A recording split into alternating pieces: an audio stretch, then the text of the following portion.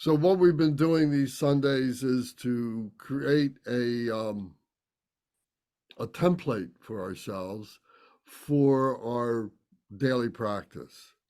So it's given us a routine to follow, a set of prayers and remembrances, motivation, and so on. And so the idea is to follow this, and then as we do that, and we begin to memorize the sequence of prayers and remembrances, it really solidifies our daily practice and gives us a firm, confident foundation on which to base the rest of our lives. So the whole thing is about changing our lifestyle. So we're developing one-pointed mindfulness, and this one-pointed mindfulness includes this awareness, includes this spirituality. So we need to be able to overcome our grasping that has brought us to where we are now in this life. And, and we have to recognize that this life is, excuse me, that this life is a blessing. We've given ourselves this great ability to be able to enjoy these teachings and to be able to practice these teachings. And this is a wonderful thing. But at the same time, to be able to move beyond that, to be able to bring that in, to be able to recognize that and not hold on to that, but to let go of it. Because that's what the liberation is. That's where the freedom is. So we've talked about that. And so all these practices and teachings are a means to be able to recognize that and to develop the confidence to be able to let go.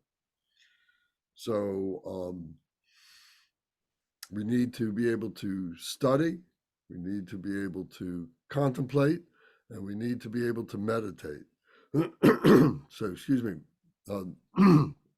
my chest is still, my throat is still blocked up. The pollen is very heavy this year.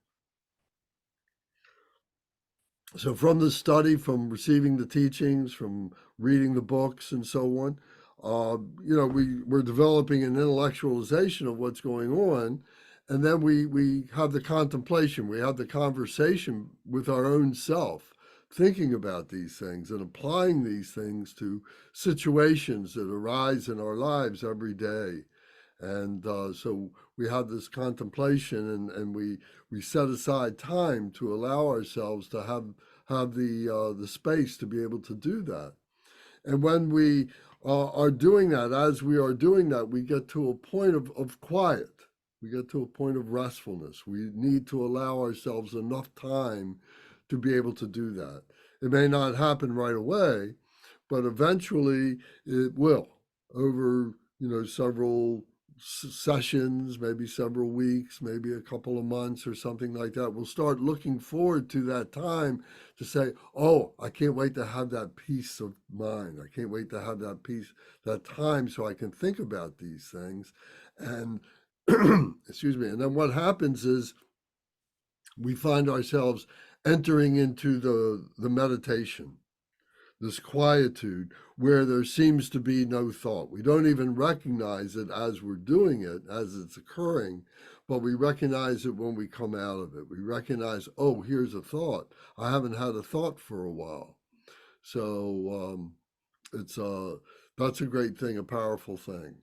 And then we say, oh, now I understand, and I will continue this. So the meditation comes out of that. Many times you'll read or you hear people talking about, oh, well, I want to meditate on that. I want to meditate on the color red, or I want to meditate on Shenrezig, the Bodhisattva of compassion, or I want to meditate on this, that, or the other thing. And to do that is this process of taking your notes, thinking about what it is, contemplating all the different ways in which this engages in our lives and so on, and then have that quietude with that.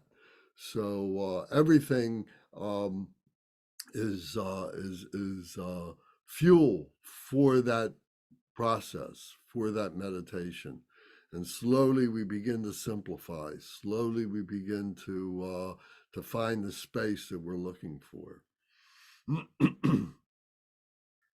So included in there is some exertion. We have to have some effort to be able to do that. So we have to have an effort of virtue. We need to recognize virtue, that the reason why we're doing this is for the virtue, is for the goodness. And we're trying to overcome our non-virtue by recognizing the non-virtue. And that's how we purify the non-virtue. To make it virtue is that process, bringing it onto the path. The path is the path of duality, of dualistic nature. That's what we as human beings, that's our path, is to be able to recognize that and not suppress that, not say, oh, I don't want to go there because it's non-virtuous. We need to bring that non-virtue onto the path, because that's where it gets illuminated.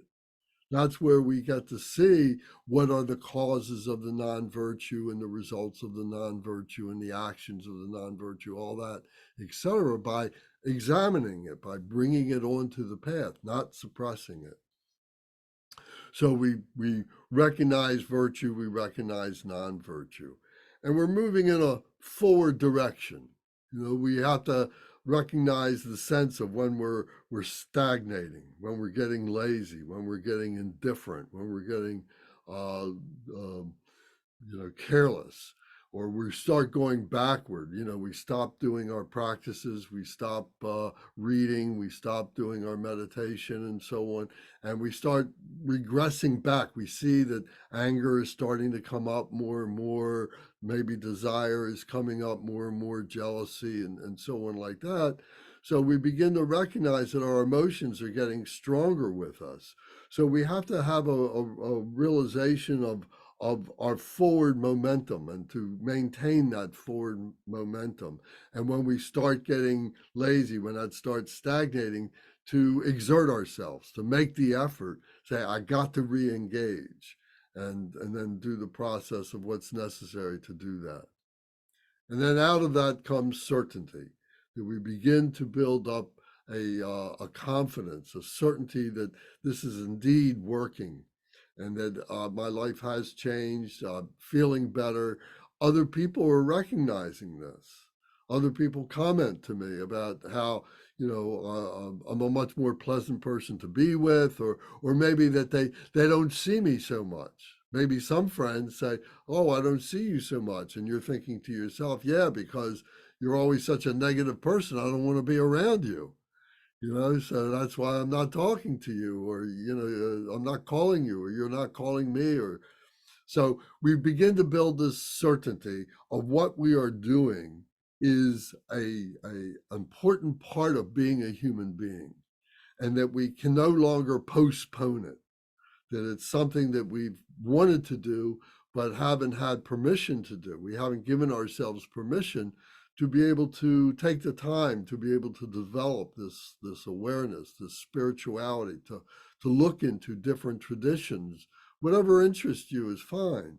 I think being a spiritual person, whether you're a Christian spiritualist or Jewish or Muslim or Buddhist or whatever, is all good.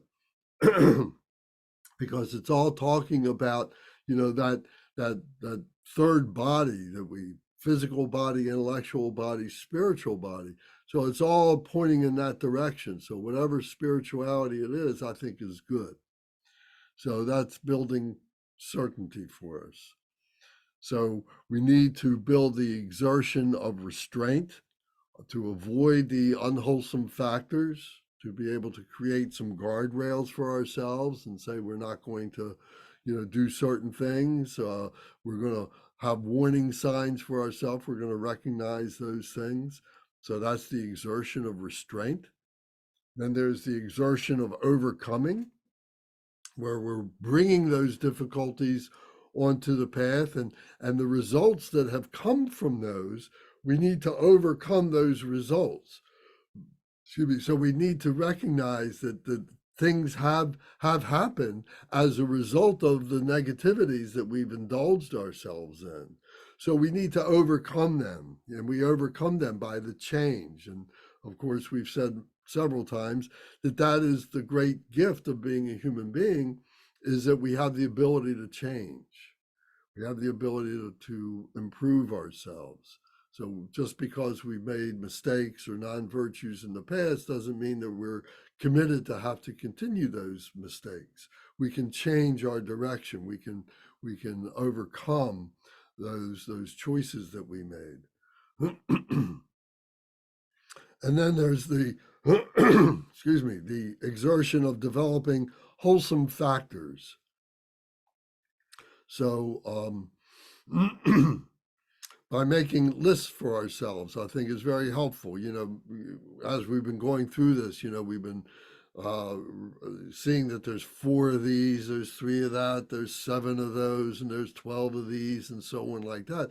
These lists are things that help us to develop our one-pointed mindfulness. They're kind of helping us to engage in a helpful way, and sometimes we need to have the discipline and able to do that. So by creating these lists for ourselves is a real technique in which to do that.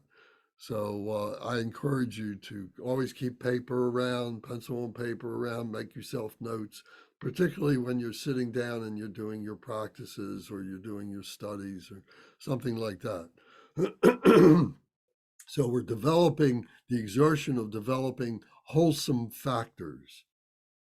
And then the last is the exerting and maintaining our practices. So this is what we've talked about is dedicating a certain time of day when you can sit down. You can have a 15 minutes or a half an hour or an hour, whatever you can afford to do, um, to create that discipline, that exertion, to be able to maintain that, to sustain that, to keep doing that over and over again. And the more that we do it, the more we want to do it, and the more it will increase, the time will increase, and the depth of what it is that we're looking at will increase as we go along. So I've shared a few book titles with you, and maybe you've been able to get some of those books. You can certainly find some books on your own. If you have more questions about books, I'll certainly give you more titles that you can explore. But this really helps us to to exert ourselves on the path by reading things that other people have written, other people have said, and so on, what their experiences have been.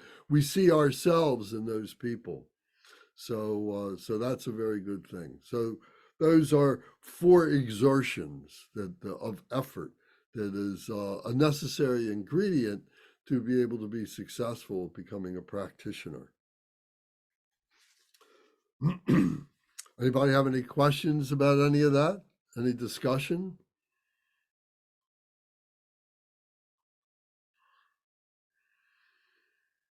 Okay.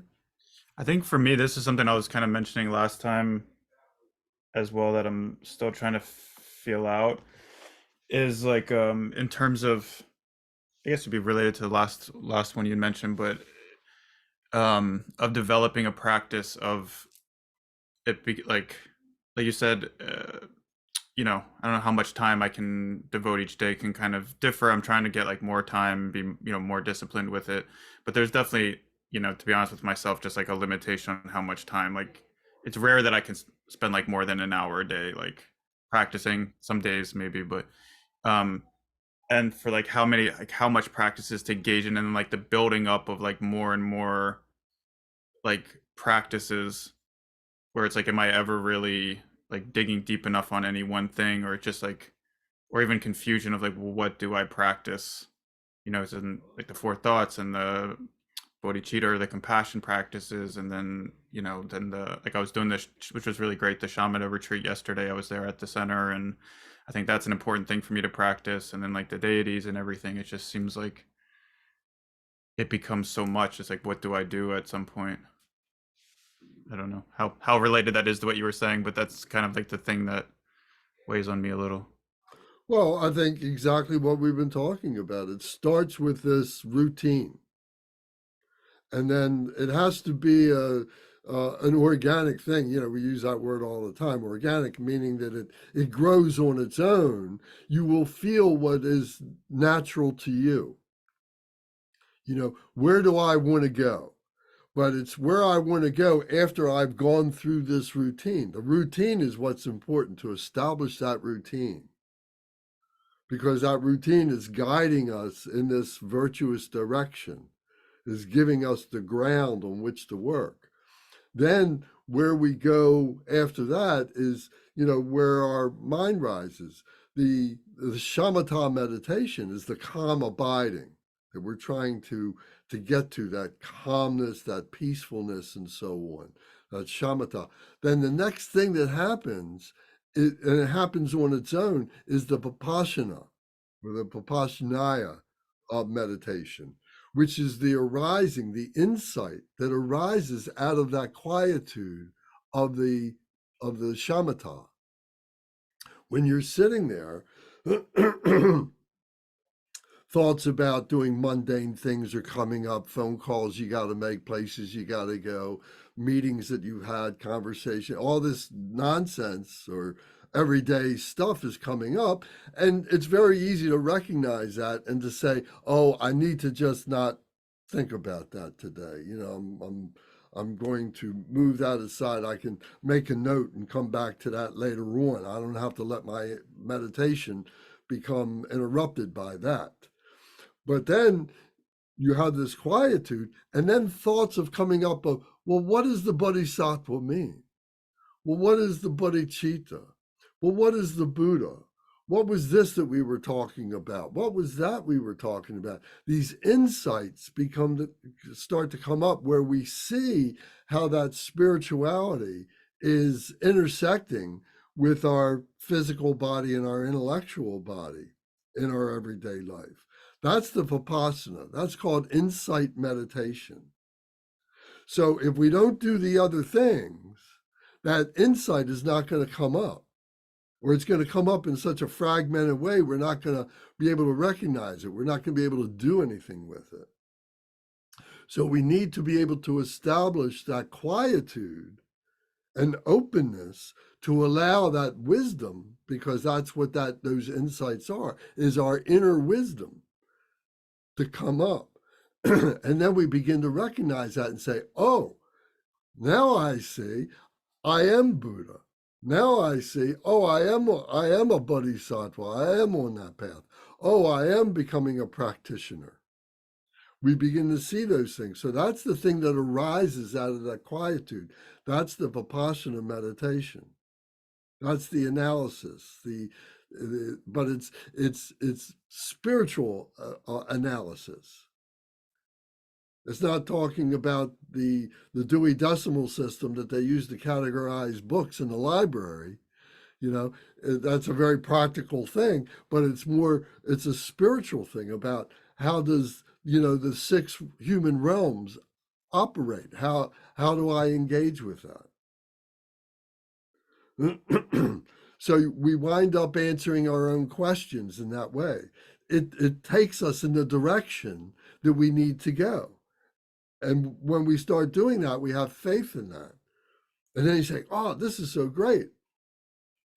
We call that the enjoyment body. The enjoyment body. Maybe I've mentioned this before, but you know, we talk about that this mind of spirituality is called the Dharmakaya, the body of the Dharma, the body of truth, the body of realization, the Buddha body, this, you know, or the Buddha mind. So it is unborn. It's so pure. You know, it's undefinable. It's beyond our human being ability to be able to intellectualize it. We can experience it, but we can't intellectualize it.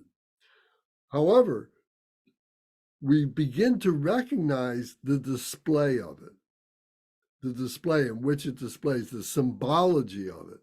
So, Carl Jung would talk about this. He spent a great deal of his life's work, talking about the symbols of our lives and so on. And I'm not an expert in this, so if I say the wrong thing, forgive me. But I think the analogy here is a good analogy, because he started talking about the symbology of human beings. So this Dharmakaya has a symbology to it, and it's very enjoyable. And we call that the Sambhogagaya. That's the Sambhogagaya. That's the enjoyment body. So this is something that the artist will draw. This is something that we can look at, pictures we can look at. These are descriptions that we can create for ourselves. This is an articulation of our investigation. It's not the Dharmakaya. It is a display of the Dharmakaya. So what that means is it's not 100% pure. The intention is pure. Everything is pure that motivates it, but yet there's still an attachment, because there is an identity to it. We're creating an identity to this Sambhogagaya, to this enjoyment body, and this gives us a way to wrap our human minds around it, so to speak. The other is, so that's called the speech of the Buddha, or the intellectualization of the Buddha. The first one was the mind of the Buddha. The Dharmakaya, the speech of the Buddha, is the intellectualization, is this symbology. Then the body of the Buddha is called the Nirmanakaya. The Nirmanakaya, and the Nirmanakaya is the actual embodiment of that Dharmakaya in a form, like typically a human form, that we can see, that we can hear, that we can have a conversation with. And that Nirmanakaya being, the Buddha being, the historical Buddha, and through all the teachings of the Buddha and all the subsequent lamas and everything, are there to be able to point out to us, to be able to say, hey, Lance, this is what you need to be doing. Hey, Lance, you're doing the wrong thing here. Let's have a conversation. Let's talk about what's going on in your life, to have that one-on-one. So that's the emanation body, the emanation of that truth that we can be able to have that conversation with. And it's not a completely pure conversation. It wants to be pure, but it's impure because we're bringing our confusions with us, and we're trying to air them out and so on, to be able to understand them. And that's the purity of the impurity, if you will, the purity of the impurity. That's the refinement. That's the purification process, to be able to do that. So that's the emanation body of that truth, emanating into a form that we can have a conversation with. So that's what we're trying to do. So as we are moving from the bottom up, we're engaging in the teacher, we're engaging in the emanation body, who's pointing things out to us. Then we're engaging in the intellectualization of what all that means, the Sambhogagaya. We're engaging in that. And then when we're in the right position, when we're in the right space of our mind and so on, then we have that transcendent experience of being able to go from the impure body into the pure body, which is the Dharmakaya. That's the pure meditation. So that was a long way of answering the question that Matt had asked. How do I know what to do? We will answer that in our own way. If we are following these instructions, if we are following this routine that we are giving you. And where did this come from? This came from the Buddha. And it's been sustained generation after generation after generation ever since, by those who follow the Buddhist path. And again, it's not exclusive. I mean, there's the Christian path, there's other paths that are all very valid and so on. But for us, the Buddhist path is very well articulated and is very comprehensive, and that's why, for many of us, it's most enjoyable.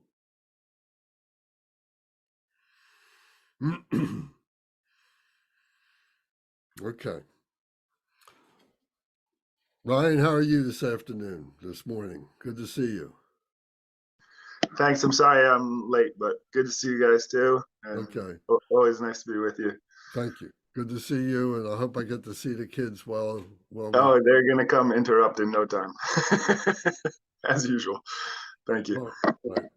All right. Well, we haven't started our practice, so we're going to start our practice, and I want to introduce another part of the shamatha technique to everybody. So I put off doing our opening prayers until we can continue this and continue this through the end. So this is going to be a meditation part. So Matt, would you mind being the umze today and reciting the opening prayers for us, please? I presume everybody has your 101 book handy, or a reasonable facsimile of, and can I will, but my ability to pronounce the Tibetan is embarrassing to say the least. So that's fine. That's how we all start, and that's fine. And you do the best you can, and it'll be terrific. So that's how we improve. So by putting you on the spot, let's do it. Is part of the technique. Okay, so we'll do that, and then I'll take over when we get to the four thoughts part. Okay. So we'll start with the altruistic motivation. All mother sentient beings, especially those enemies who hate me, obstructors who harm me, and those who create obstacles on my path to liberation and omniscience, may they experience happiness, be separated from suffering, and swiftly I will establish them in the state of unsurpassed, perfect, complete, and precious Buddhahood.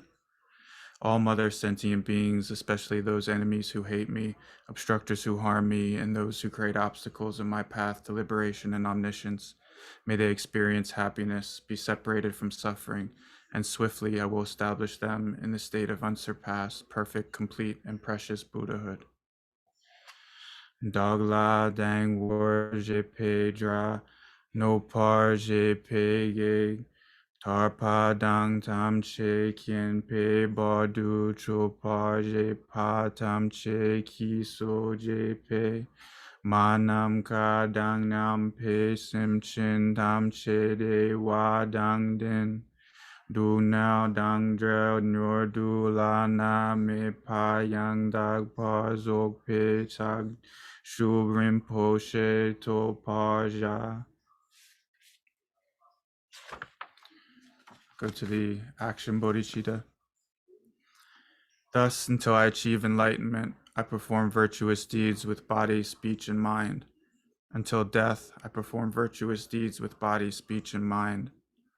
From now until this time tomorrow, I perform virtuous deeds with body, speech, and mind. De che du sang ma ge ki bar du lu nang yi sam ge wa la ko. Ma she bar du lu nang yi sam ge wa la ko. Du de ring ni song te ni ma sang ge sam gi bar du lu nang yi sam ge wa la ko. We'll go to the long refuge prayer. We take refuge in the kind root and lineage lamas. We take refuge in the deities of the mandalas of the yidams. We take refuge in all the exalted Buddhas. We take refuge in the perfect Dharma. We take refuge in the excellent order of the Sanghas. We take refuge in all the noble Dakas, Dakinis, and Dharma guardians, possessors of the eye of wisdom. We take refuge in the kind root and lineage lamas. We take refuge in the deities of the mandalas of the yidams. We take refuge in all the exalted Buddhas. We take refuge in the perfect Dharma. We take refuge in the excellent order of the Sanghas. We take refuge in all the noble Dakas, Dakinis, and Dharma guardians, possessors of the eye of wisdom. Drinchen Sawa Dangyu Parche Pe Pelden Lama Dampa Nam La Kyab Suchiyo Yedam Kyokor Gila Song Nam La Kyab Suchiyo Sangye Jom Den De Nam La Kyab Suchiyo Dampe Cho Nam La Kyab Suchiyo Pagpai Gindun Nam La Kyab Suchiyo Pawo Kandro Chogyong Song Me Sogye Shi Ki Chendang Denpa Nam La Kyab Suchiyo. Go to the Bodhisattva vow. Until I attain the heart of enlightenment, I take refuge in all the Buddhas. I take refuge in the Dharma and likewise in the assembly of Bodhisattvas.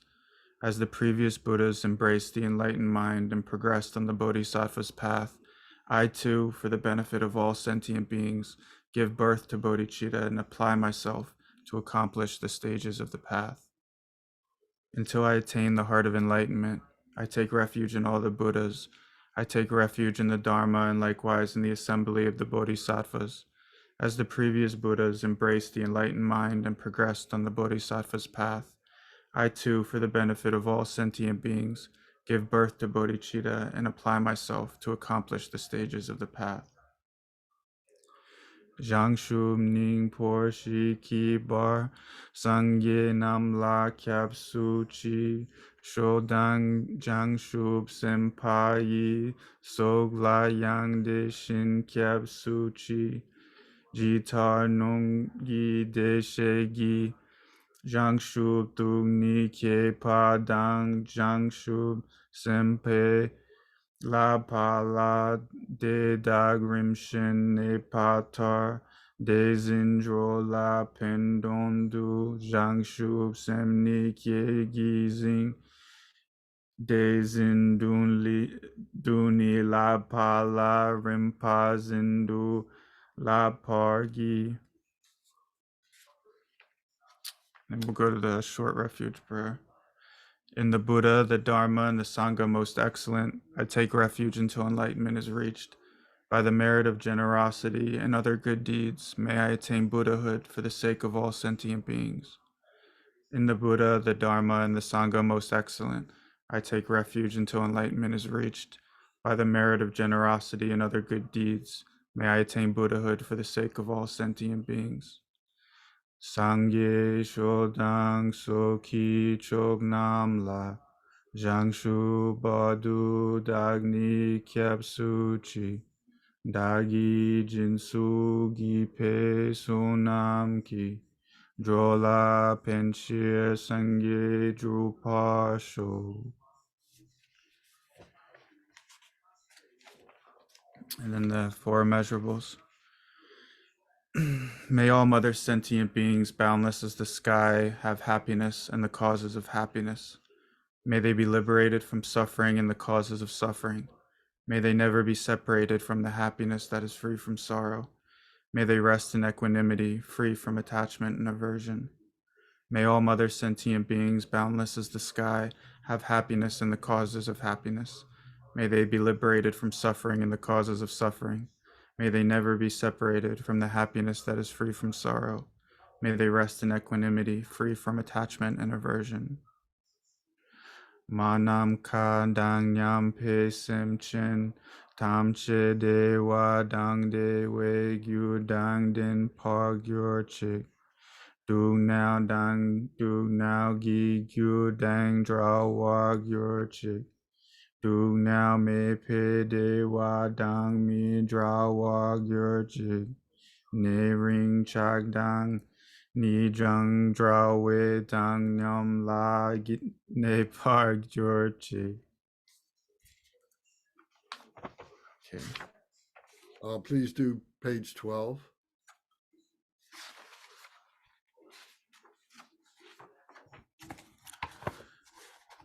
Likewise be extinguished extinguish all enemies to my purpose.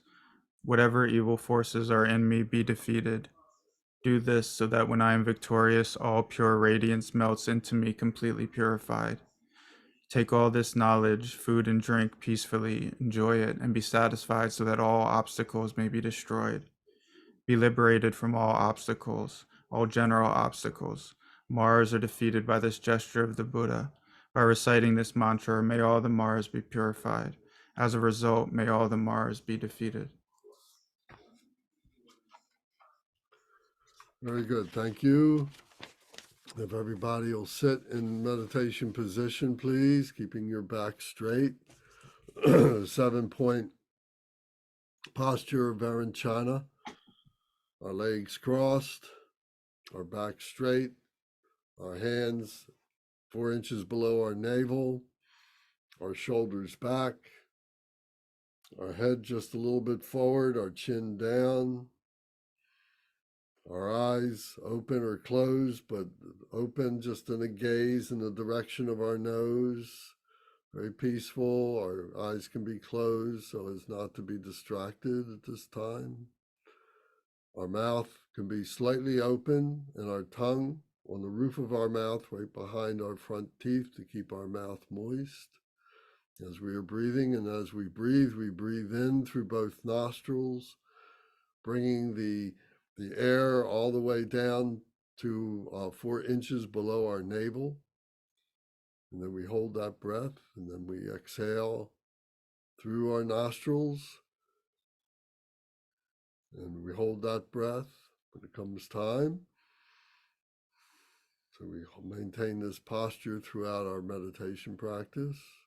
You can move about it, whatever you need to do to remain comfortable. Don't let yourself be in discomfort, any kind of pain. Move your legs, move whatever you need to do, but return to this posture. Keeping your back straight is the most important element of this. So stay comfortable. So first we recite the 4 thoughts that turn the mind to the Dharma. So precious human life.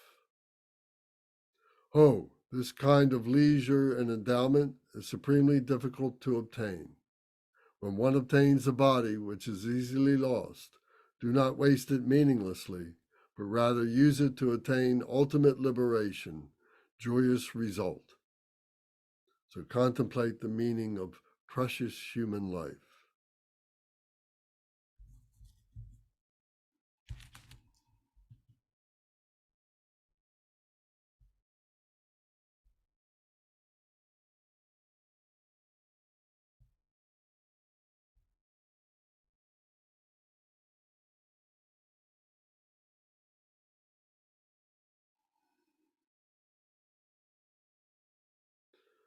Your mind wanders, just bring it back to your contemplation. Precious human life. You can recite the prayer back to yourself, reading quietly.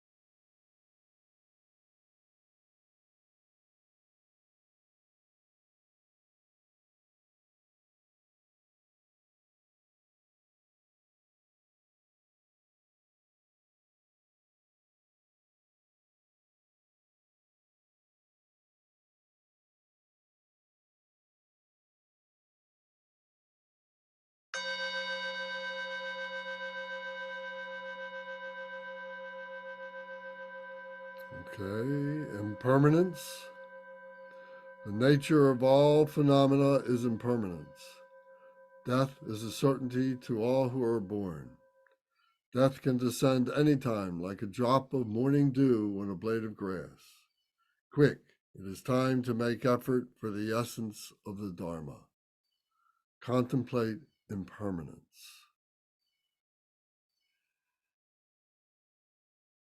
Your mind wanders, just bring it back to the meditation of impermanence, to the contemplation.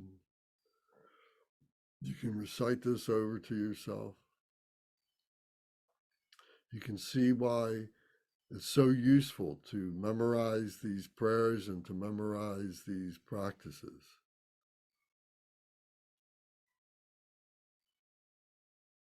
Becomes effortless.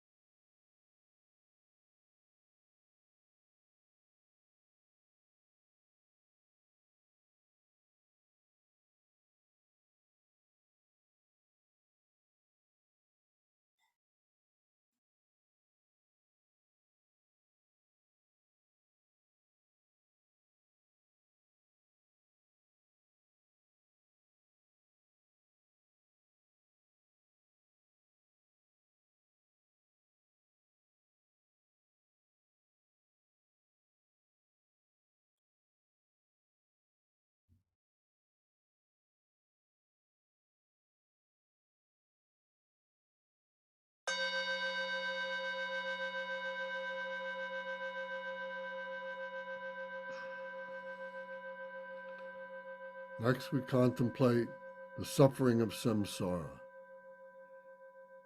In the three lower realms, and even in the three higher ones, there is not an instant of absolute happiness. I will avoid the root cause of my samsaric existence by practicing the excellent path of peace to enlightenment. Contemplate the suffering of samsara.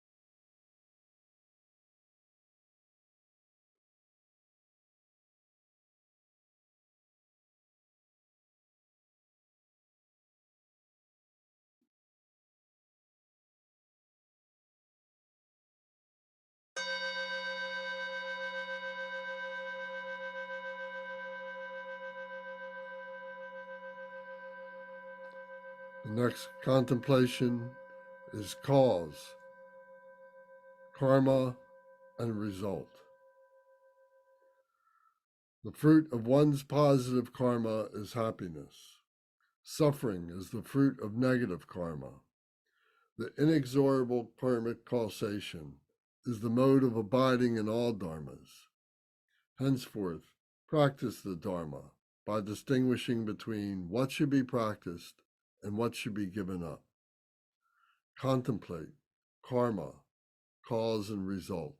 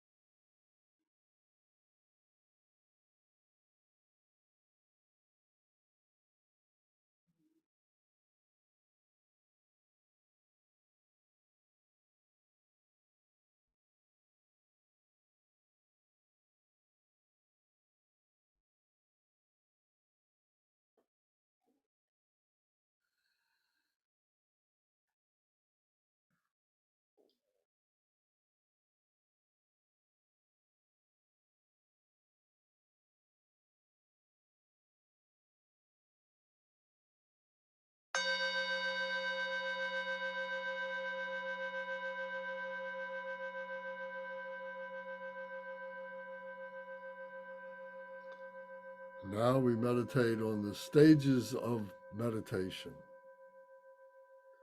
And the first stage of the meditation is the meditation of the method of loving kindness. How do we understand love? Loving kindness. We do that through the example of the mother. All sentient beings, limitless as infinite nature of space, have been our mothers from beginningless time until this lifetime. Therefore, for these kind mothers to sustain happiness, it is necessary for me to relinquish hatred and to develop loving kindness. So we focus on the four kindnesses of the mother. She gave birth to our body. She would give up her life for us. She taught each of us what to take up and what to abandon. And she performed austerities for our benefit. These are the 4 kindnesses of the mother that display her loving kindness for her children. And becomes examples for ourselves, for all sentient beings, as if all sentient beings are our mother. So contemplate on the method of loving kindness to attain enlightenment.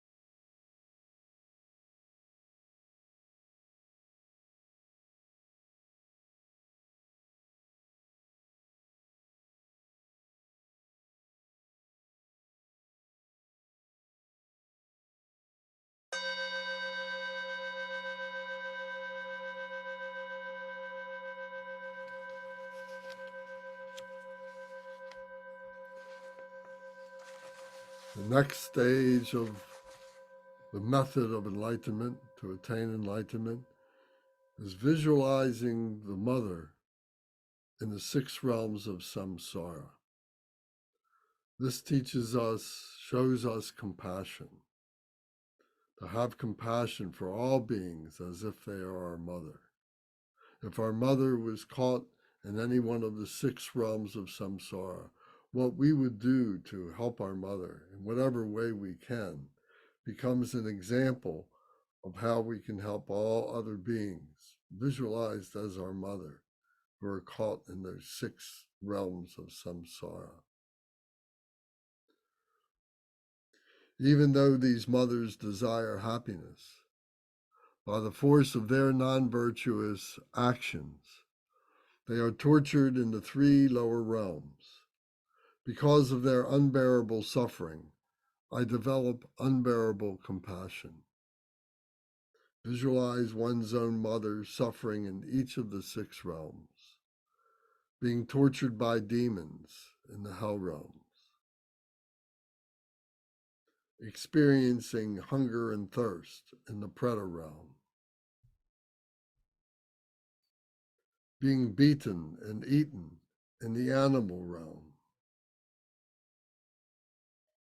suffering sickness and old age in the human realm,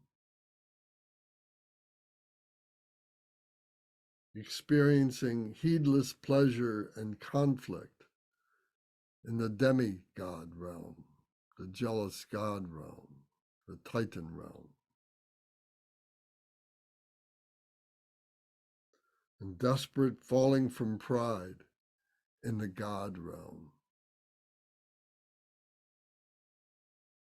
Contemplate the suffering of the mother and the compassion that we arise for the benefit of our mother, unbearable compassion for her unbearable suffering.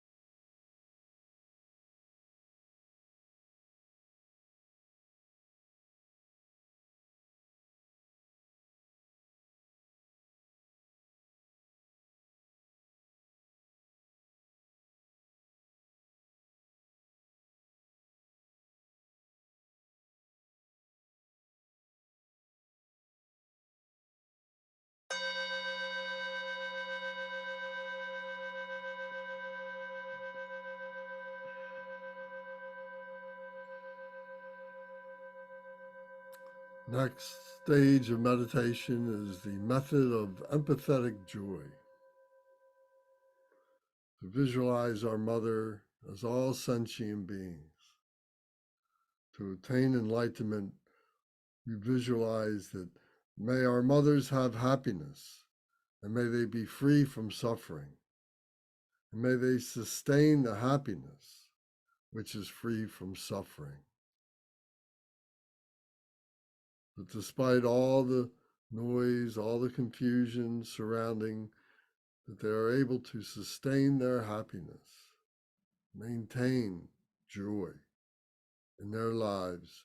May we maintain joy in our life as we wish for our mother, and we wish for all beings to maintain that joy.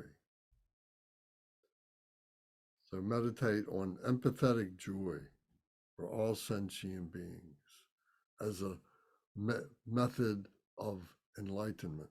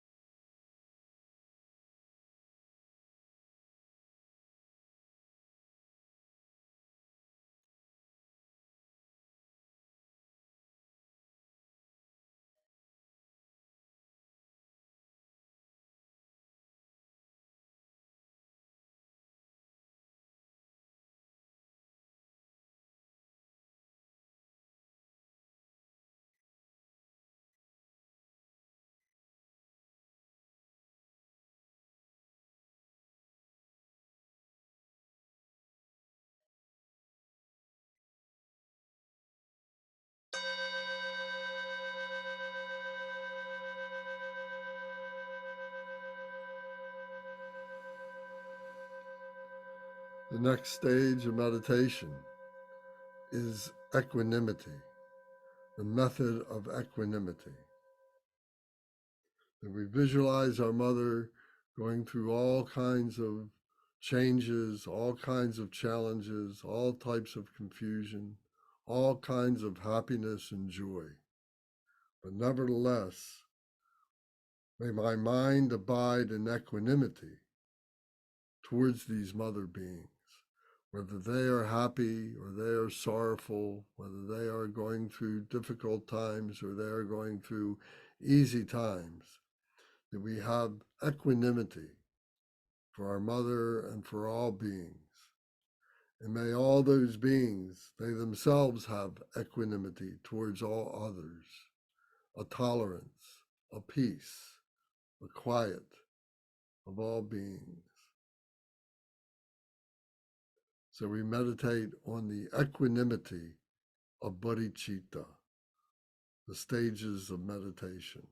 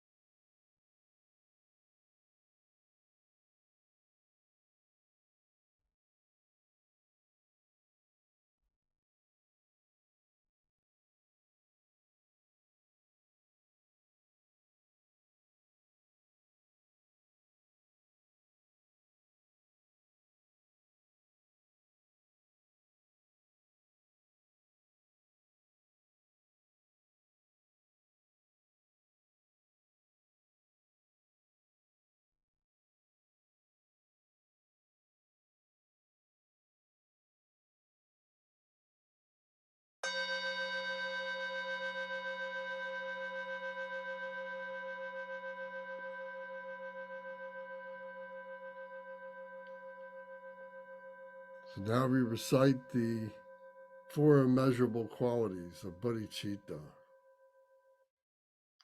May all mother sentient beings, boundless as the sky, have happiness and the causes of happiness.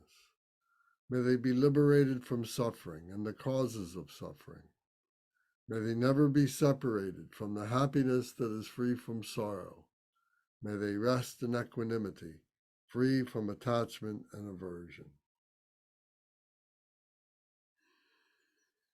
And we contemplate, we meditate on the fifth method to attain enlightenment, bodhicitta. Bodhicitta, the wholly enlightened mind, loving kindness, compassion, joy, and equanimity. Now I lack the ability to bring happiness to these migrators. Therefore, I engage my mind diligently to attain the supreme ultimate state and bring these mother beings to complete happiness. Bodhicitta, the unity of emptiness and compassion. I make effort to practice the ultimate Dharma beyond conceptual thoughts.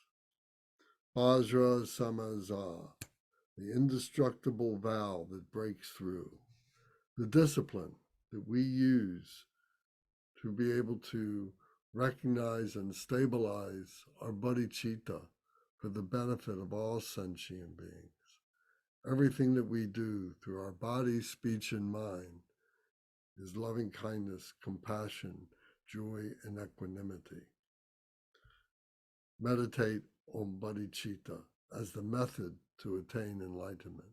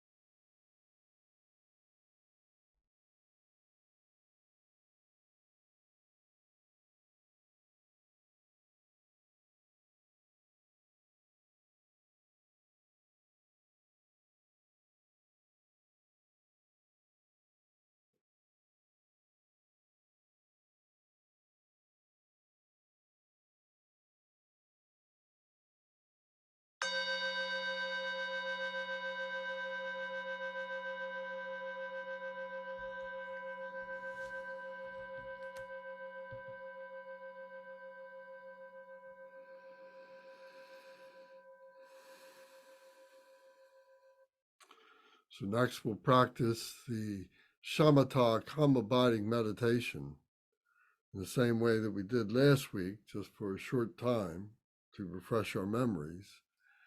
In Shamata Calm-Abiding meditation, we can use an object to help us to focus our mind from jumping from one thing to another.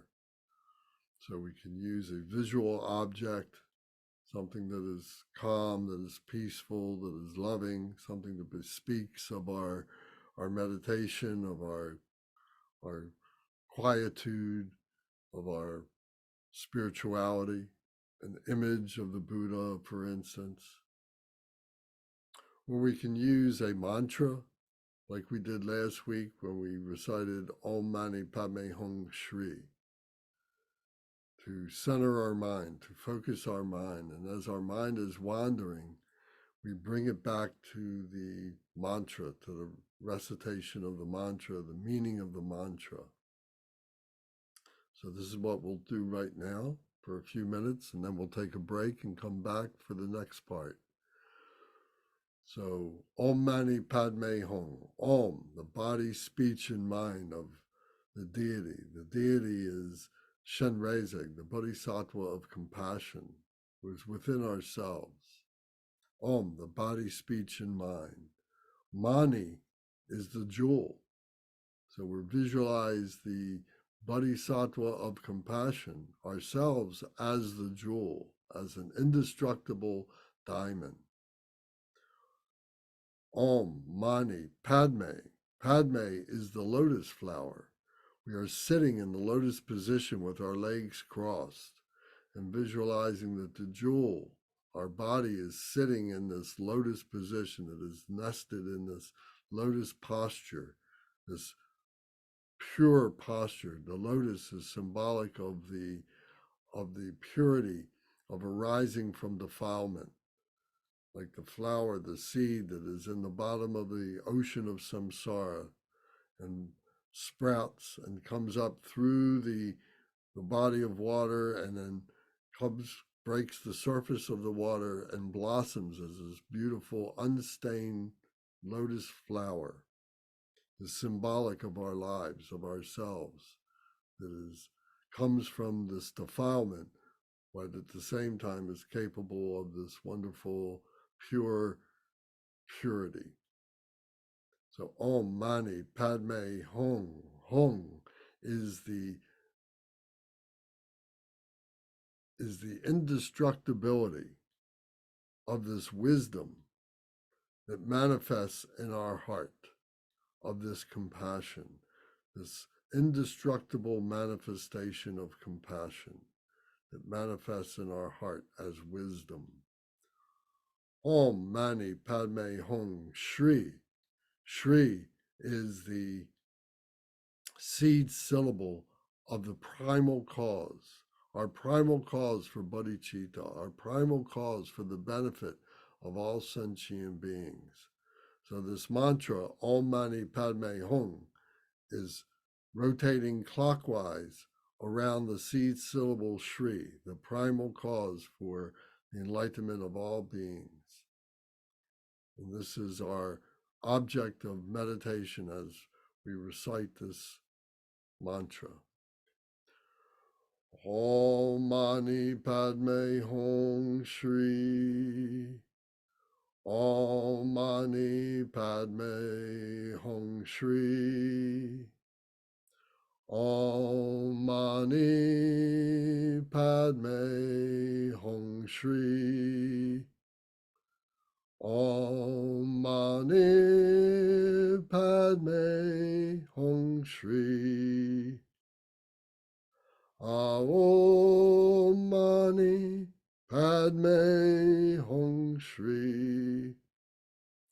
Om Mani Padme Hum Shri. Om Mani Padme Hum Shri. Om Mani Padme Hum Shri. Om Mani Padme Hum Shri. Om Mani Padme Hum Shri. Om Mani Padme Hum Shri.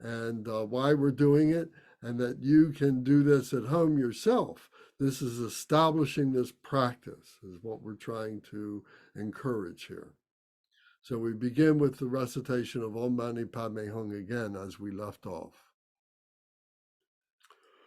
Om Mani Padme Hung, Om Mani Padme Hung, Om Mani Padme Hung, Om Mani Padme Hung, Om Mani Padme Hung, Om Mani Padme Hung, Om Mani Padme Hung, Om Mani Padme Hung.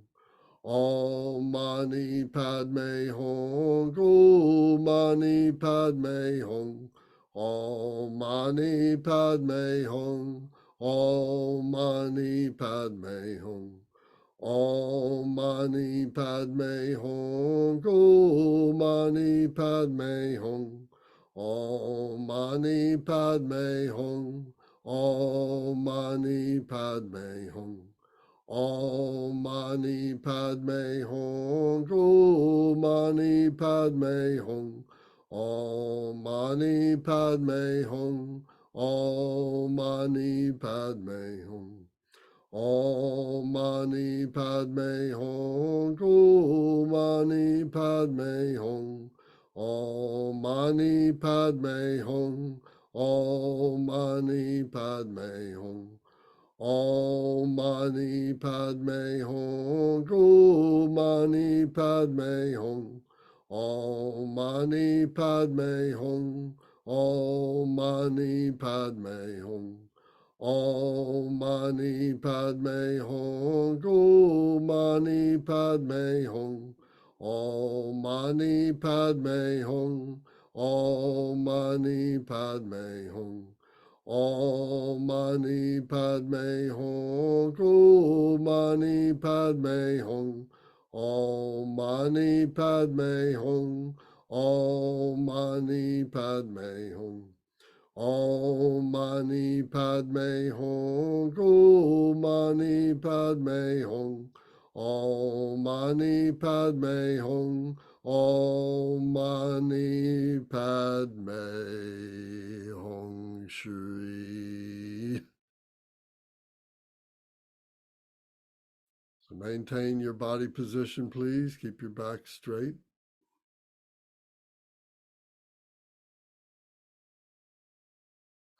Now we breathe in through both nostrils, bringing the fresh, clean, pure air 4 inches below our navel. And we hold that breath. We expand the belly. As we expand the belly, it pulls down on the diaphragm. The diaphragm is connected to the lungs and opens up the lungs and brings that fresh, clean air in. So it like sucks that air in. We hold that breath. Our belly is extended. Our chest is neutral. We're not breathing from the chest. We're breathing from the abdomen. And then we exhale by compressing our abdomen. It presses against the diaphragm, which presses against the lungs, forcing all that stale, negative, dark air out. And we hold that vacant breath. And then we continue the cycle, breathing in, holding, exhaling, and holding. So breathe in through both nostrils, fresh, clean, pure air, expand the belly. And hold it.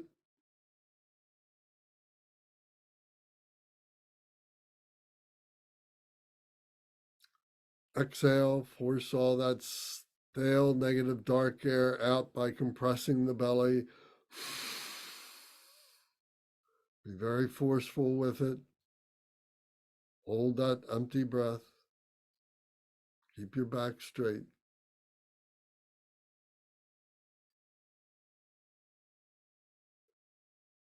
Breathe in.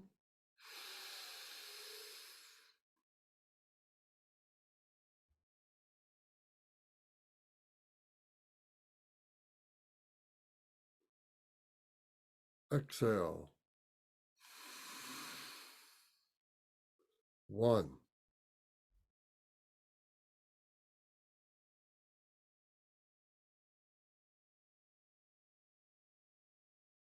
Breathe in.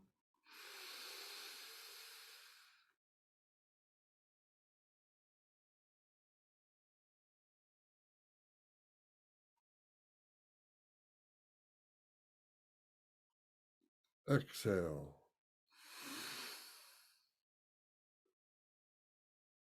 Two.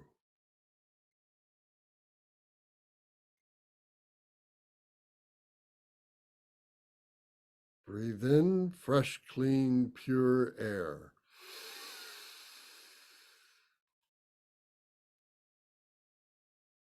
Circulating throughout our body.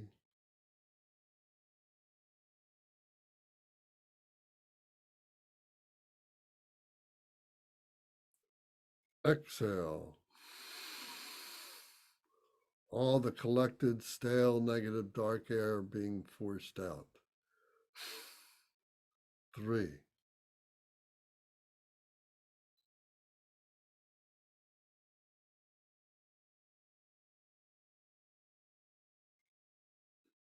Breathe in.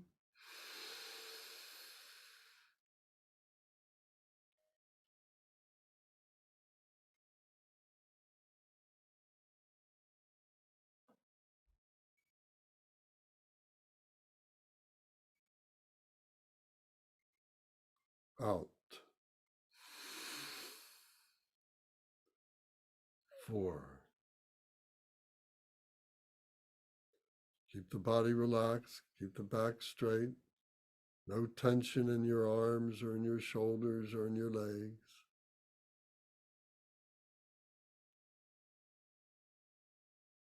Breathe in.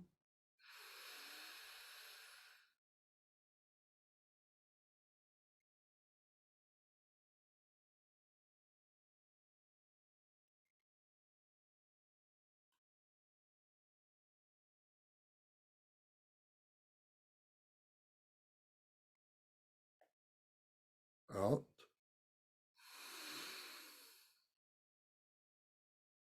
5.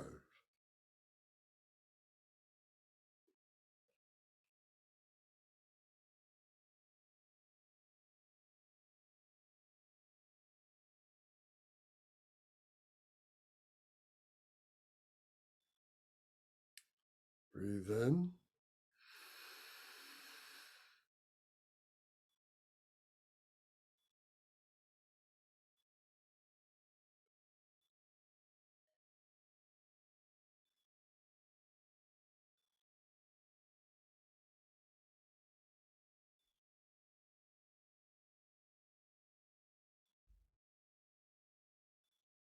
Out.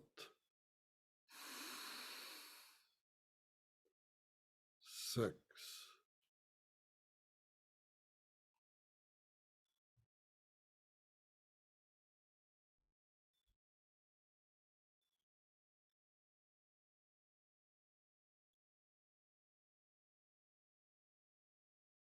Breathe in. Out.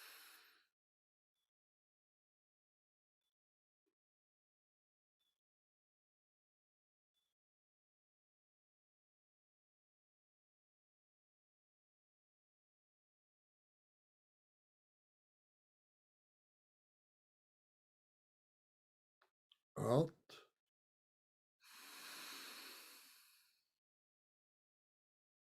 7.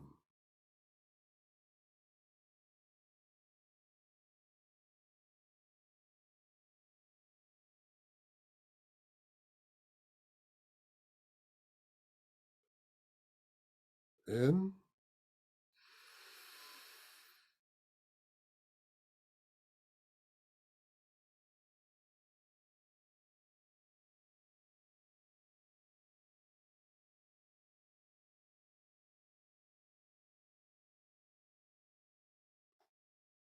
Out.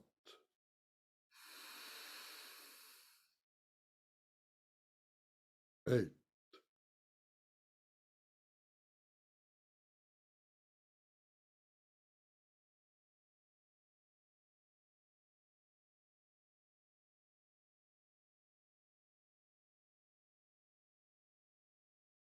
in,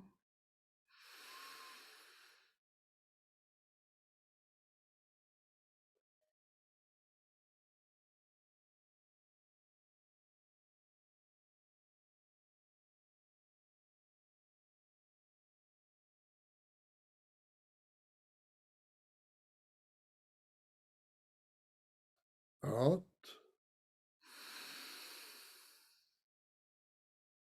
9,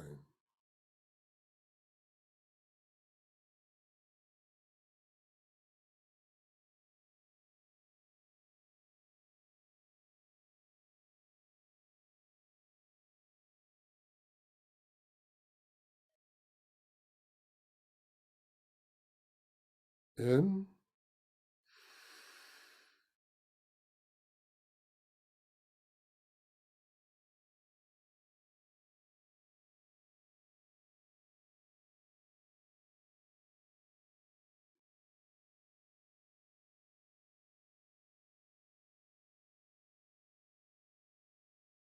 out,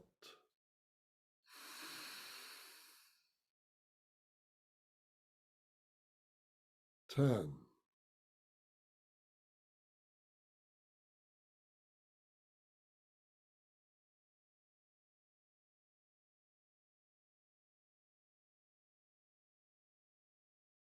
breathe in,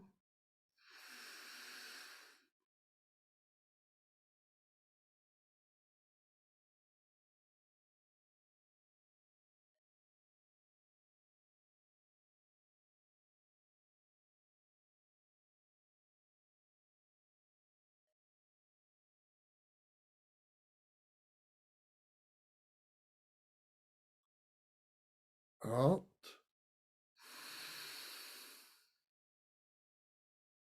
11,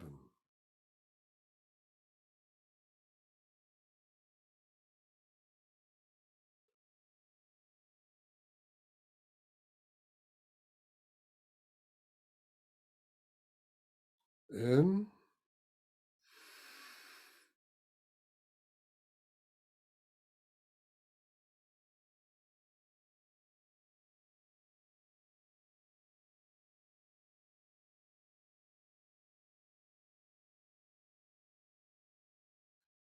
out,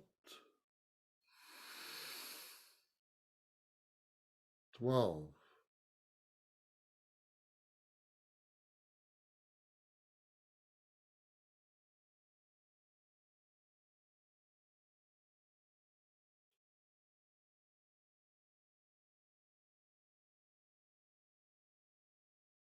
breathe in,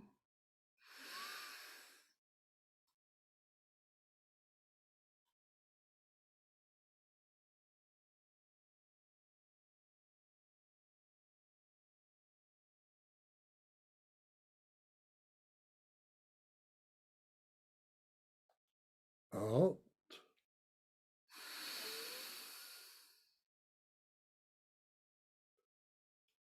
13,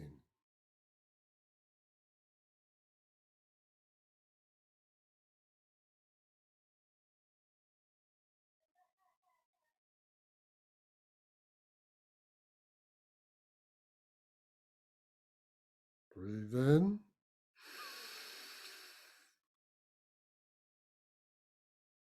keep your body relaxed, not stiff, relaxed, keep your back straight,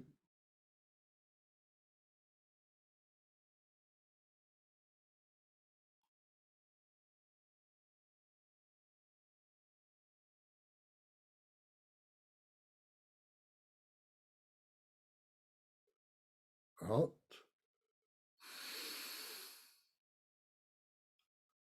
14,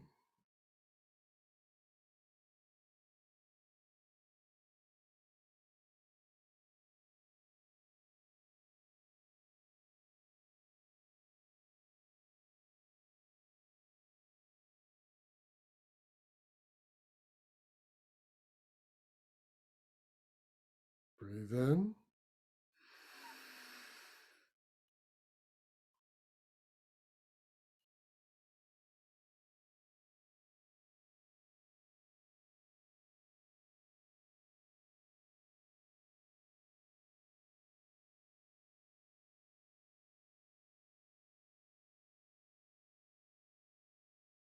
Out.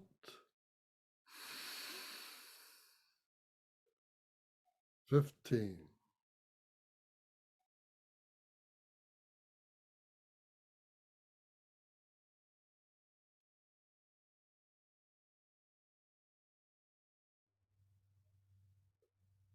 Breathe in.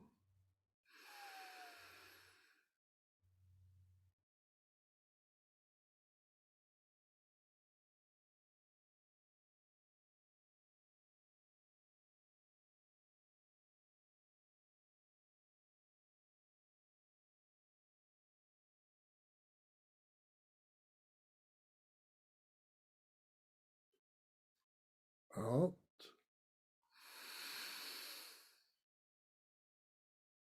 16.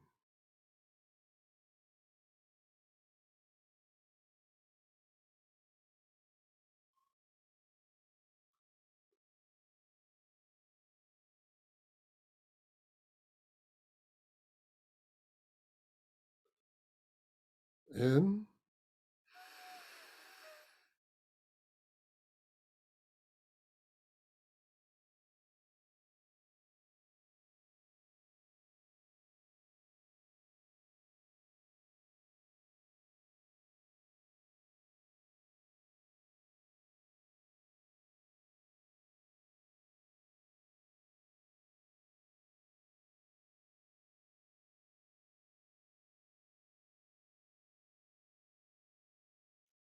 Out.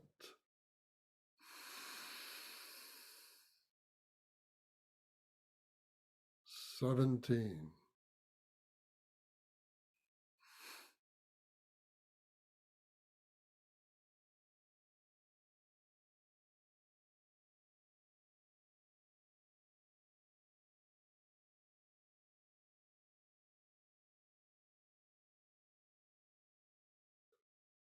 Breathe in.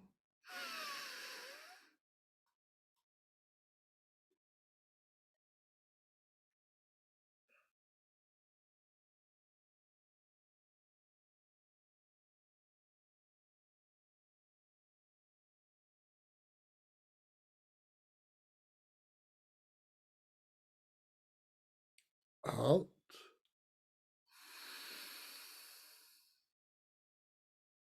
18.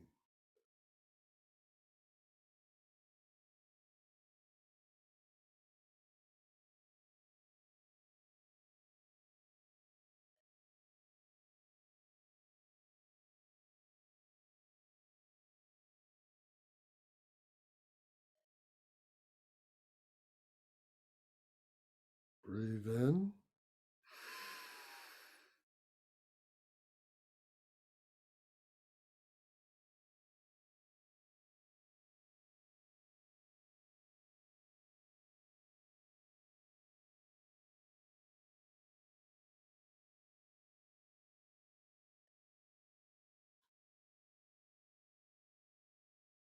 Out.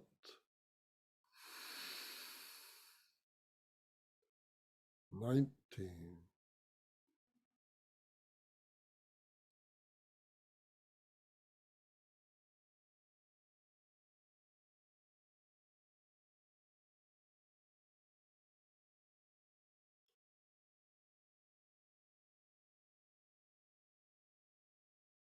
Breathe in.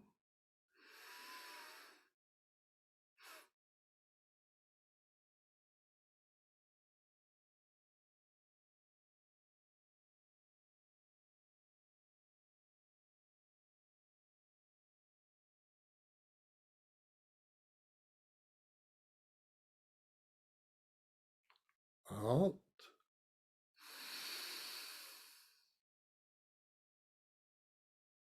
20.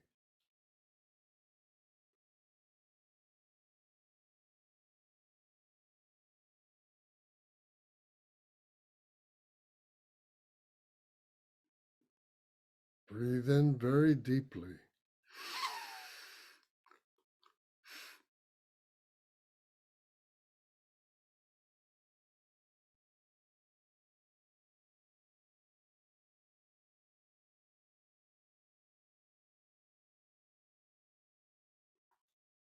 And out very completely.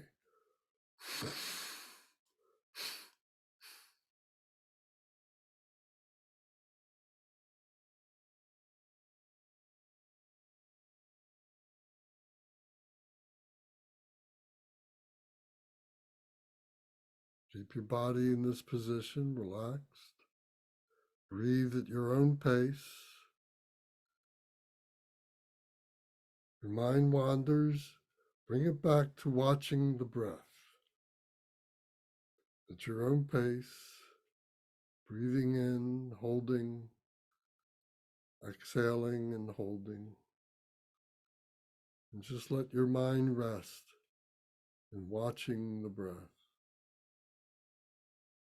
Peaceful, quiet, calm.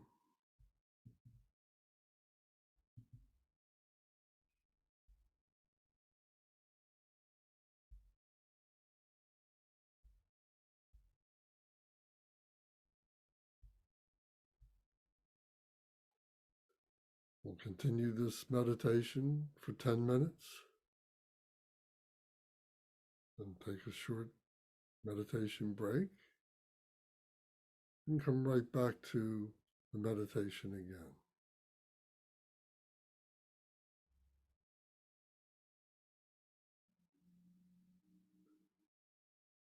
This is the same watching the breath that Buddha Shakyamuni used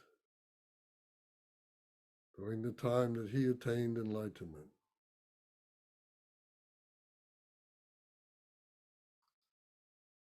This is the classic technique of developing shamatha meditation.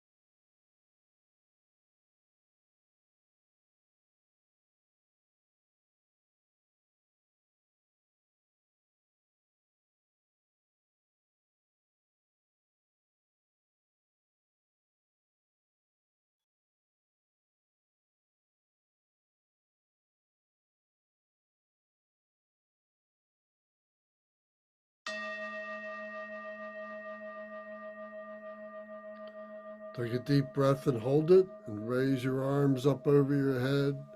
Bring your hands together over your head and look up at the ceiling. Stretch your arms, stretch your back. Hold the breath.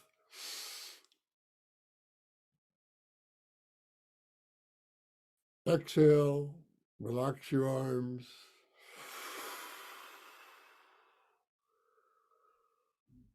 Open your eyes.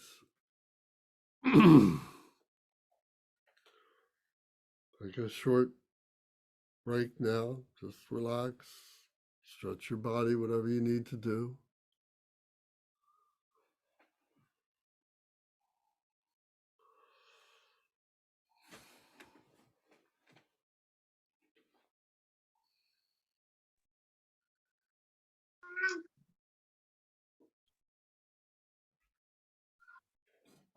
See you later.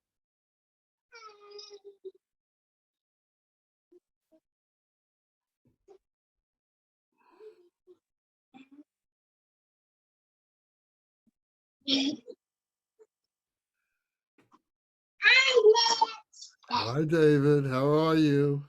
Good. I saw you meditating. You did a good job. Yeah. Yeah? Good. Om Mani Padme Hum.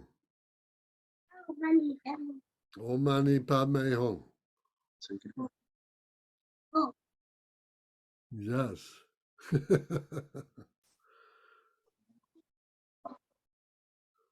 Om Ahom.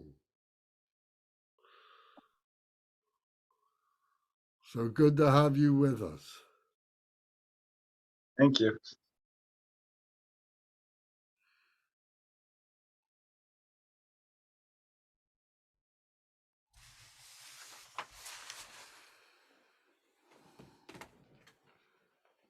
Okay, so now we go back into meditation. We'll do a shorter 5-minute meditation. Same thing. You can hold your breath, watch your breath. When your mind wanders, keep yourself relaxed, keep your back straight.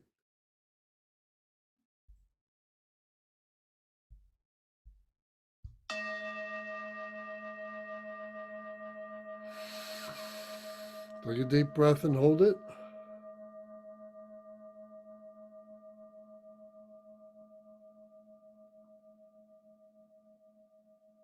Exhale and hold it.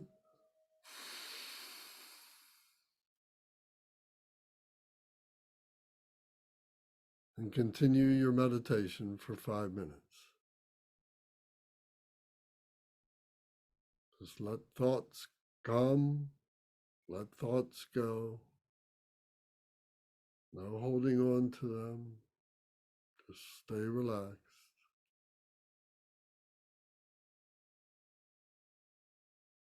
Your mind wanders, becomes agitated. Just bring it back to watching the breath and letting the thoughts go.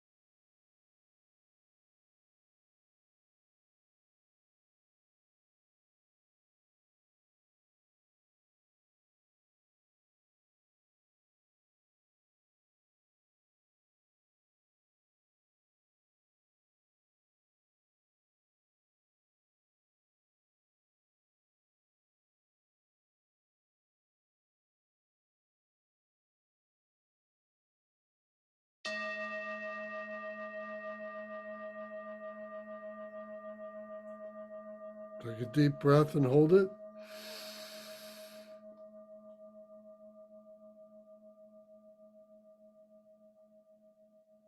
Exhale. Open your eyes, stay relaxed. Take a short break between meditation.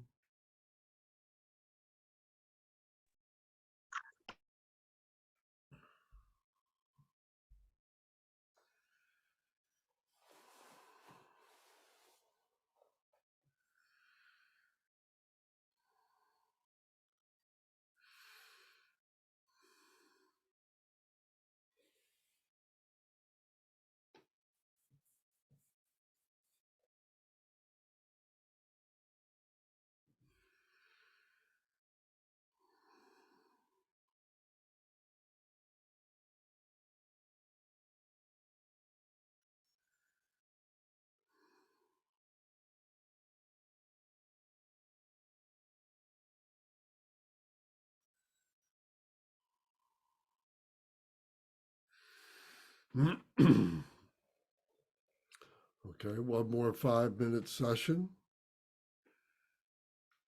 Stay in the 7-point posture of Varanchana. Keep your back straight.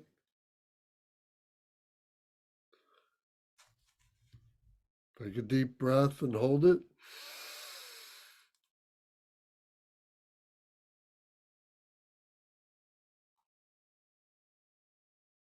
Exhale and hold it.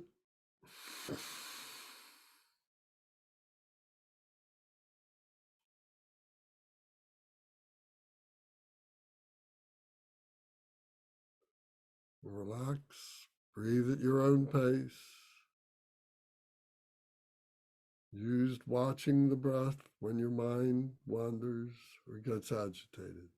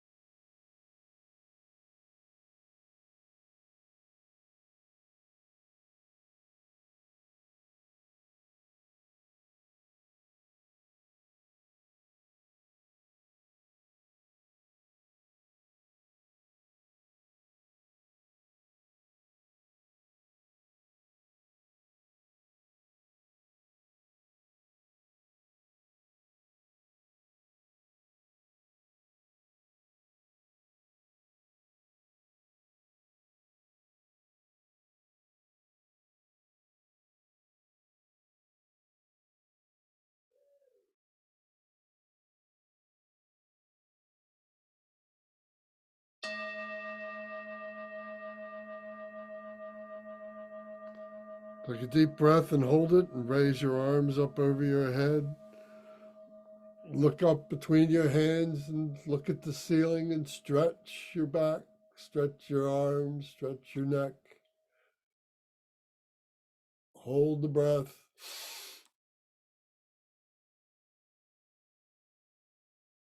Exhale, release your arms, let them come down to your side.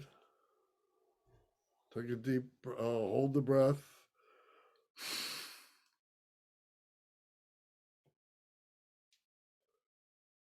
Inhale again, raise your arms up over your head, look up between your hands and stretch.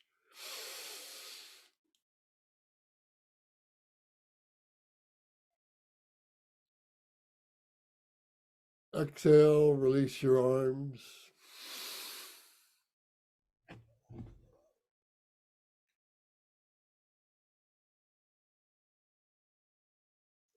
One last time, take a deep breath, raise your arms, stretch, look at the ceiling between your hands, stretch.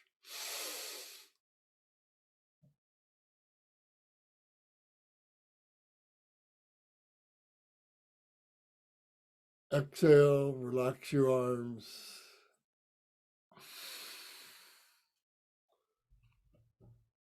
Breathe normal, open your eyes.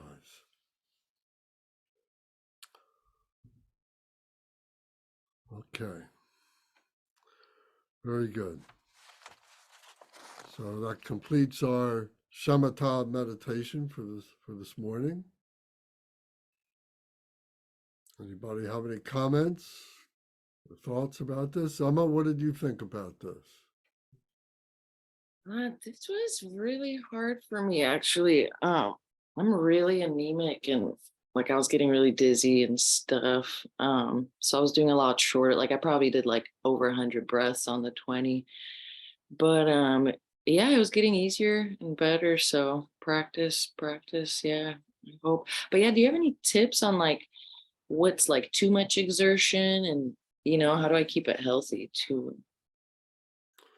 Well, I think using the frame of what we just went through, and if doing shorter periods, shorter inhalations and exhalations is better for you, then moderate it that way. Do it that way.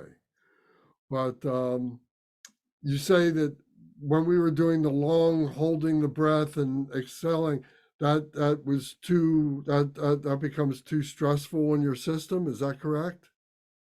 Yeah, yeah, I don't get enough oxygen. Well, so just do it quicker. That's all.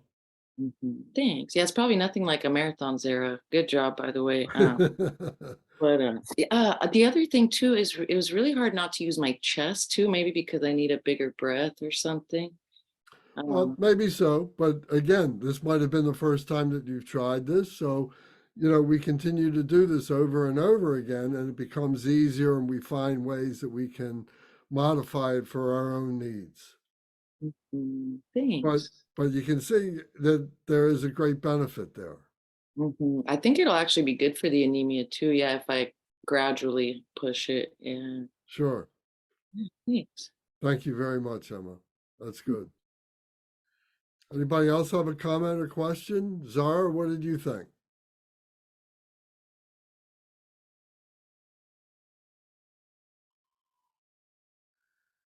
I just realized you couldn't hear me. I apologize. I like to be part of the 5 series. I really liked today in the I liked how you ended today, basically, with the kind of the learning throughout the weeks, and then this was very useful for me. And I've made shifts actually over the course of our 4 or 5 weeks together in my meditation. So this morning I had already meditated 30 minutes prior to 9 a.m. And this was really useful though. And I'm thinking about ways to fine tune my meditation that I already have. So thank you. Very good. Thank you. Ryan, how about you? You've been doing this for a long time. How does this practice help you?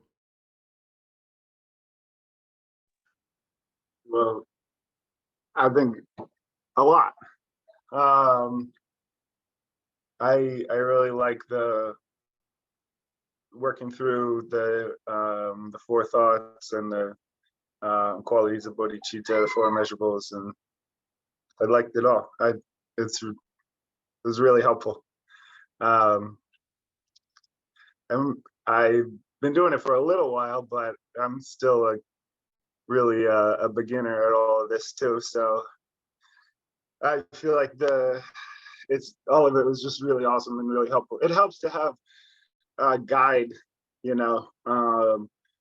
Yeah, sometimes it's challenging to figure out what to focus on or what prayers to practice, or you know, how to spend the time that I have, you know, between practicing patience for whatever reason. And so it was excellent. I think it probably helped me just like everybody else in the same ways, you know. Well, thank you. You have a Thank good you. teacher right there with David. He's a good teacher. Yeah, I get plenty of practice. I have a lot of benefactors of patience, as Gartner Rinpoche would say. And Right. love, a lot of benefactors of love too. All right. David, Yes. thank you And for to say- joining us, David. Okay. and say thank you. Daniel, come say hi. Oh, is that Daniel? There's Daniel. Hi, Daniel. Om Mani Padme Hum. I'm going to put it home. Okay, okay. All right. All right, thank you. Thanks. I'm going to put No, not yet. Okay. All right, Gary, could you say something? How's this helped you?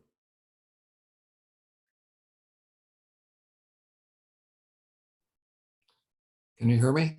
Yes, sir. I was having a little trouble. I like the practice. It helps. I meditate during the day and sometimes during the middle of the day, and this helps to recenter me on what I should be doing. I also wish I'd started as young as Ryan's children. I'd be a lot further along. But yeah, it's very good, meaningful practice, and it helps focus me on what I should be doing when I meditate. Very good. Thank you. Alex, I see you're with us. Did you have a comment for today? Thank you for joining us as you've done. Thank you. Yes. I had to combine it with some exercises for my back Oh, to alleviate some tension there. And it worked, I think it did.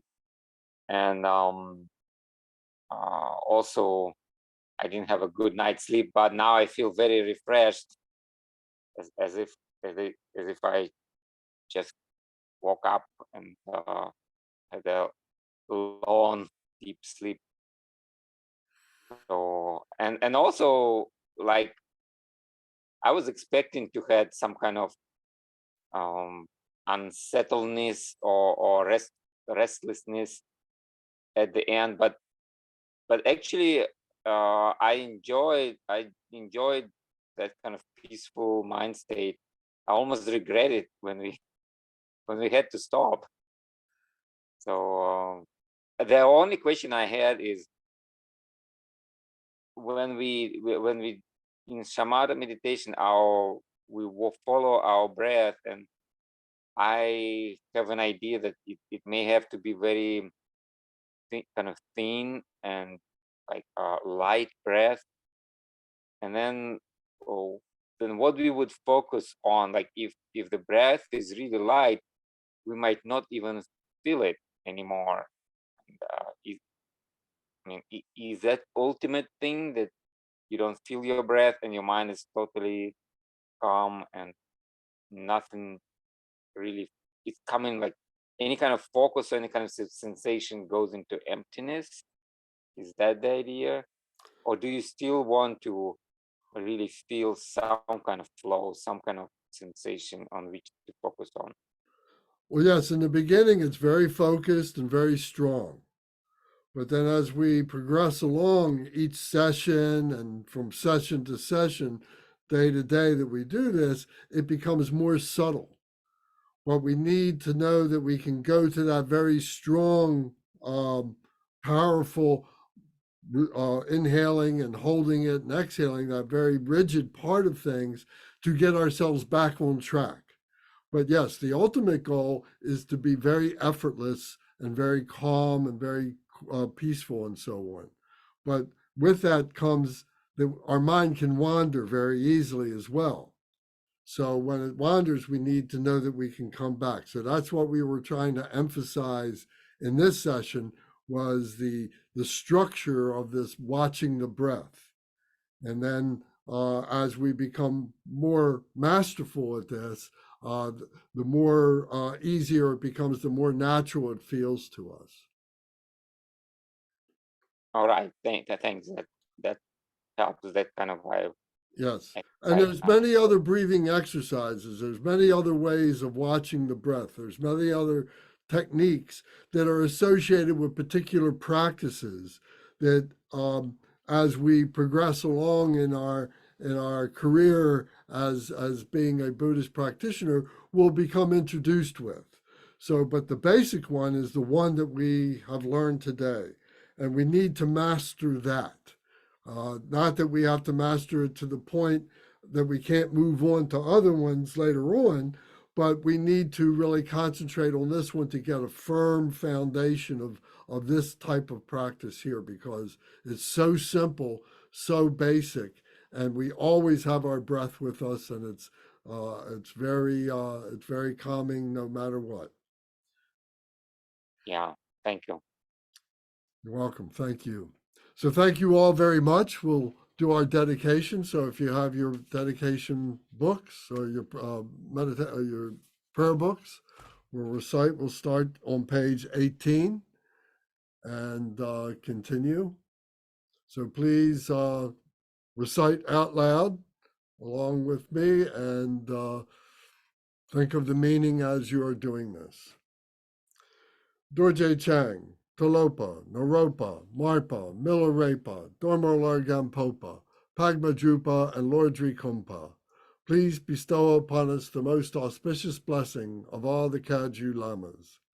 By this virtue may I achieve the all-knowing state, and may all who travel on the waves of birth, old age, sickness, and death cross the ocean of samsara by defeating all enemies, confusion, the cause of suffering. Bodhicitta, the excellent and precious mind. Where it is unborn, may it arise. Where it is born, may it not decline, but ever increase higher and higher. I pray that the Lama may have good health. I pray that the Lama may have long life. I pray that your Dharma activities spread far and wide. I pray that I may not be separated from you. As Manjushri, the warrior, realized the ultimate state, and as did Samantabhadra, I will follow in their path and fully dedicate all merit for all sentient beings. By the blessing of the Buddha who attained the three kayas, by the blessing of the truth of the unchanging Dharma as such, by the blessing of the indivisible Sangha order, may the merit I share bear fruit. By the virtues collected by myself and all beings in samsara and nirvana, and by the innate road of virtue, may I and all sentient beings quickly attain unsurpassed, perfect, complete, precious enlightenment. May the teachings of the great Trikumpa Ratna Shri, who is omniscient, Lord of the Dharma, master of interdependence, continue and increase through study, practice, contemplation, and meditation until the end of samsara.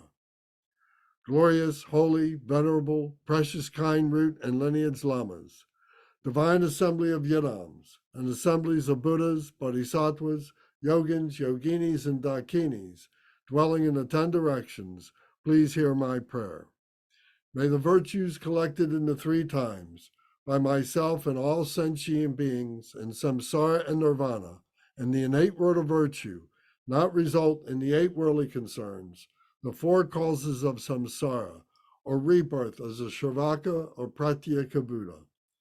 May all mother sentient beings, especially those enemies who hate me and mine, obstructors who harm, misleading Mars, and the hordes of demons, experience happiness, be separated from suffering, and swiftly attain unsurpassed, perfect, complete, precious Buddhahood. By the power of this vast root of virtue, may I benefit all beings through my body, speech, and mind. May the afflictions of desire, hatred, ignorance, arrogance, and jealousy not arise in my mind. May attachment to fame, reputation, wealth, honor, and concern for this life not arise for even a moment.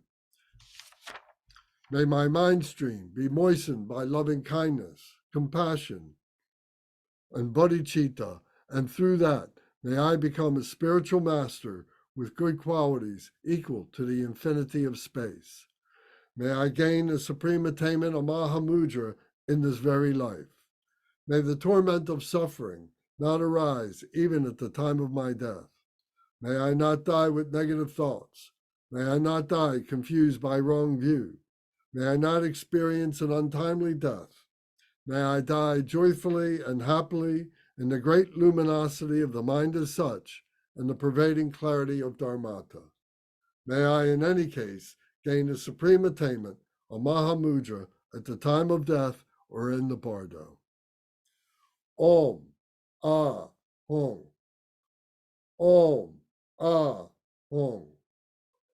Om, Ah, Hong. May my body, speech, and mind become inseparable with the body, speech, and mind of all the enlightened ones for the benefit of all sentient beings. Thank you. So we're going to take off next week. Well, maybe you can join us for the Mani Drupshan, and I'll send the Zoom link as soon as I get it. I'll put that in the WhatsApp. So Thursday, Friday, Saturday, and Sunday. So whatever you can join will be magnificent. There'll be teaching of what the practice is and so on that Kempo will do, but then there'll be a lot of mantra recitation. So whatever you can join will be wonderful. If you have any questions about it while you're attending, don't hesitate to email me or something like that, WhatsApp, and I'll try and answer them as in real time as we're going along with that. So, and then after that, we'll continue with introduction to several of the important deities like Shenreze, Green Tara, Manjushri, Vajrasattva, Vajrapani, and Vajrayogini. So we're going to spend time talking about those deities in the coming Sundays, in the coming weeks. Thank you all very much. Have a good day. Thank you, Lance. You're welcome. Thank you. Thank you. Thank you. Thank you. Have a good Sounds Thank you, very good. everyone. Thank you.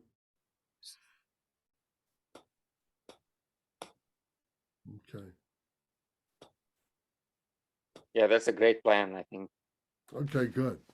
Yeah, many of the people haven't had any, don't really understand who those deities are, and they're all within us, and to recognize the significance of them and how we approach them. So I think that'll be Right. good. Yeah. All right. Maybe I'll see you next week. Okay. Yeah. This week. This Start on week's going to be a little tough, but maybe next week. Okay. Okay. Let's make a plan. Okay. Yes. Yeah, I'll have busy week as well, I think. Okay. Good. Okay. All right, brother. Take care. Thank you. Talk to you later. Bye-bye.